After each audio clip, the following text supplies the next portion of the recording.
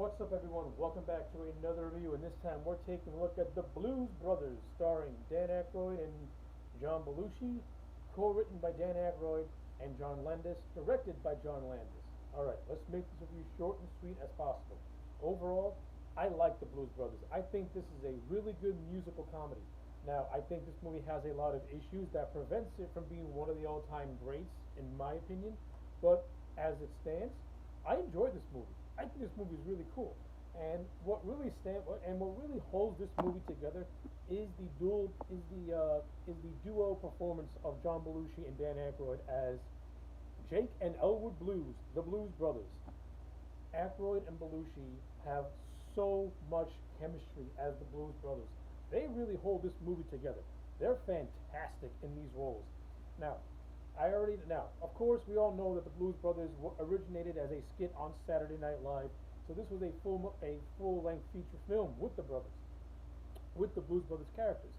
And like I said, for what it is, the movie is really entertaining. It's really held up by Aykroyd and Belushi, who fit these characters like a glove. Their on-screen chemistry is so natural that you don't even that they don't look like actors on screen.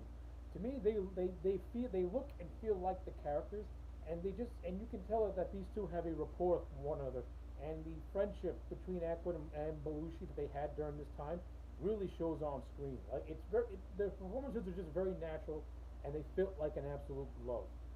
The supporting cast that surrounds them, I think, is a lot of fun, which is chock full of just like real life musicians that make up the Blues Brothers band. I thought they all played their roles really, really well. I also really enjoyed the cameos from Cab Calloway, Aretha Franklin, and Ray Charles, and they all have their little musical numbers that are throughout this film, which are really well done and very entertaining. A lot of the musical performances in this movie are really well done and very entertaining, especially when you get to the big musical number at this big amphitheater, which was really cool, really well done as well. Uh, so yeah, and not only that, I also think that the overall main story of this movie is actually it's very simple, yet it works. So pretty much, Jake gets released from prison. He and Elwood decide that they want to reform their band because the orphanage in which they grew up in is in danger of pretty much being taken over by is pretty much in danger of being taken over by the state of Chicago, unless they can pay the $5,000 in back taxes. So after going to see a minister perform, played by James Brown in a very funny scene, Jake has an epiphany from God to reform the band, and that's pretty much the best part of the movie is Jake and Elwood struggling to reform the band, going through their gigs, and then the music performances. That's to me the best part of the movie. Now, what brings this movie down are the multiple subplots that I just think are completely stupid. There's one that I'll give a pass, but the other three I don't like. So, subplot number one, Jake and Elwood are being chased down by the police, which is being led by a guy named Mercer, who is Jake's parole officer, and he's played by John Candy. Now, this subplot, I'll let it slide because they're originally after Elwood because he has a lot of speeding tickets that he never paid for, and then you have Jake, who was recently released from prison. Okay, this subplot, I'll let it be. It's fine. The car chase at the end is ridiculously over the top, and somewhat enjoyable and somewhat stupid all at the same time. But I'll let it slide. Now, the other three subplots I don't like. The whole subplot of American Nazis chasing down the Blues Brothers is dumb. Uh, you got another subplot now the Blues Brothers pose as a band and sing songs at like a dive bar, and then later on in that scene, the real band comes in, who the Blues Brothers were posing as. Now the real band wants to go after the Blues Brothers. I think this subplot is stupid also. But the biggest and most stupidest subplot of them all, you have you have Jake's former fiance, played by Carrie Fisher, whose scenes are scattered all throughout the movie, but she's trying to kill him in the most stupid, over-the-top ways that are just completely dumb. She's using rocket launchers, dynamite, machine guns. This to me is a dumb subplot. It's filler. A lot of these subplots are just filler and just used to pad out a runtime.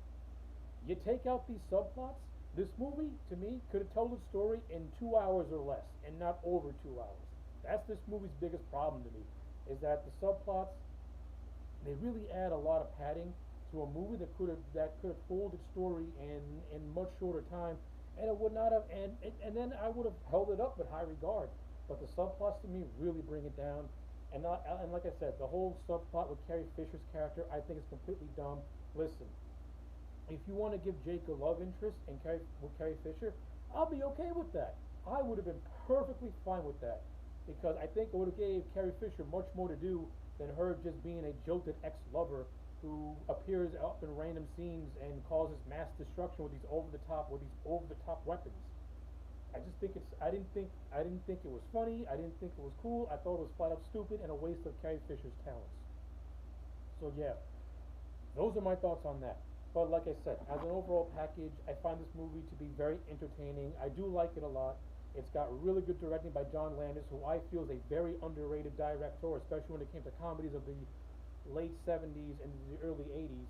I think John Landis was like one of the kings of comedy during that era. And this is, again, it is a really good comedic movie that's backed by that's really saved and bolstered by the performances of Dan Aykroyd and John Belushi. So with all that being said, I'm gonna give the Blues Brothers a solid. I'm not gonna lie. I'm just gonna give this movie a 7.5 out of 10. It is thoroughly enjoyable, but a lot of these subplots and the movie's overall pacing can really bog this movie down and prevent it from being an 8 to a 9. So yeah, those are my thoughts on the Blues Brothers. Let me know yours in the comment sections down below. Like the video and subscribe, and I'll check you back next time for more.